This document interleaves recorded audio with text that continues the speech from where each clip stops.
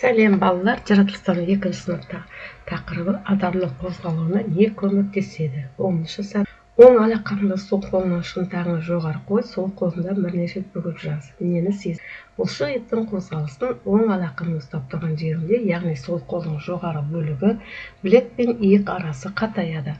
Бұлшық еттің жиырылып, босайтынын сезесің. Жылынып немесе қозғалғанын байқайсың. Бұл қан айналымының сарығанын сезесің. Бұлшық еттің жұмыс істеп жатқанын түсінесің. Бұл жаттығу сол қолдың бұлшық етінің қалай қозғалатынын бақылауға көмектеседі. Бұл өз ағзаңды бақылау және қозғалысты сезіну үшін пайдалы қарапайым тәжірибе. Қаңқа ағзаның тірегі, бұлшық ет қаңқаның қозғалуына мүмкіндік береді, ал бұлшық ет дегеніміз денені қозғалысқа келтіретін мүше. Сенің денеңде 640 бұлшық ет бар. Олар сүйектерге бекітілген. Бұлшық еттер жиырылу мен босаңсу арқылы сүйектерді қозғалтады. Адам қозғалады. Бұл мидың бұйрығымен оны. Екінші, бұлшық еттің моделін жаса. Мына жерде бірнеше модельдерді жасау жолдары бар. Тақырыбы, құралдары, қызметі және жасалу жолдары қадам-қадаммен берілген. Екінші модель, келесі модельде бұлшық еттің қалай жасалу жолына өздерің. Мысалы, мына жерде енді ең оңайын алуға болады. Екі картонды бір-бірінің ұштарынан бекітіп, шарды сәл ғана үрлеп, екі ұшын картонның жоғарғы және төменгі бөлігін байлап, яғни бұл бұлшық ет болады. Көрнекілікке картонды түзу ұстағанда шар созылып жіңішкеріп тұрады.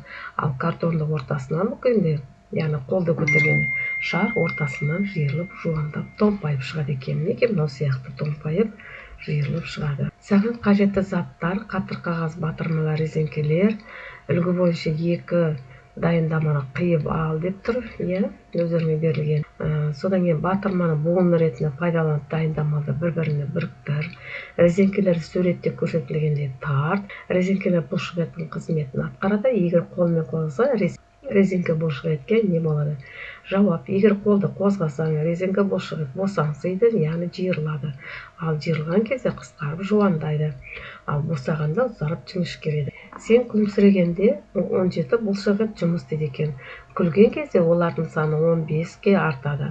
Оларға іштегі және алқымдағы бұлшық еттер қосылады.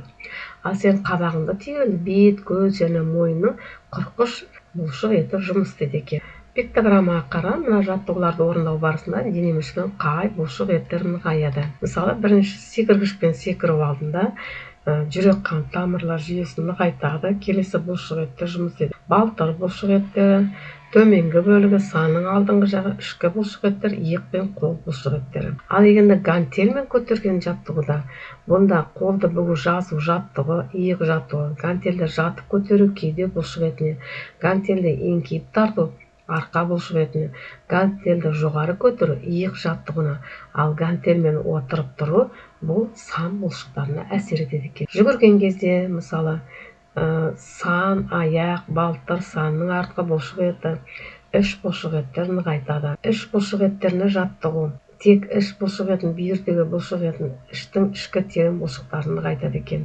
Қорытынды келесі, әр жаттығу әртүрлі дененің бөліктеріне және бұлшық еттеріне әсер етеді екен балалар. Сыныптастарға арналған кеңес: тірек қозғалыс жүйесін қалай нығайтамыз тақырыбында постер құрастырды. Тірек қозғалыс жүйесіне сүт, ірімшік, айран, сүзбе, жұмыртқа сарысы, балық, ет, балық, жаңқақ, бұршақ, жаттығу жасау, велосипед теу, секіргішпен секіру, ауыр зат көтерме, ұйықтау 9-12 сағатқа, жаман әдеттен аулақ бол.